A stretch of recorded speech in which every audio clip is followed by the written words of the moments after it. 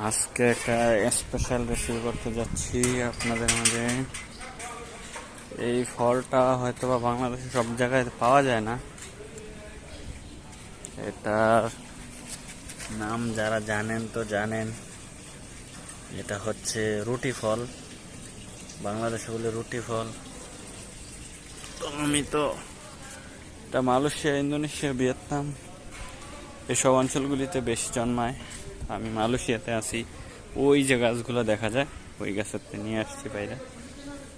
তো এই রেসিপিটা আজকে আমি আপনাদের দেখাবো শর্টকাটে কিভাবে চিপসের মতো করে বানিয়ে খায় আর কি। খাইতে খুব টেস্ট লাগে, আবার অন্যরকম ভাবেও রান্না করে খাওয়া যায়। তো আমি এটাকে আজকে চিপসের মতো করে রেসিপি করব, আমি আপনাদেরকে দেখাবো কি করতে হবে। এই যে আমার অস্ত্রপাতি রেডি হয়ে গেছে, এখন আমি এটাকে ছোলাবো একটু, ভারী করে ছলবো আর কি। তারপরে আবার আসছি, দেখুন ছোলানোর পরে কি সুন্দর সাদা।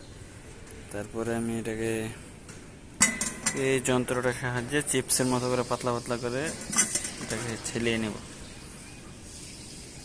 কি কয় পিস করে নেব।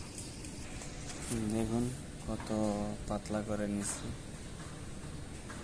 আর যত ছোট হবে অত ভালো হবে।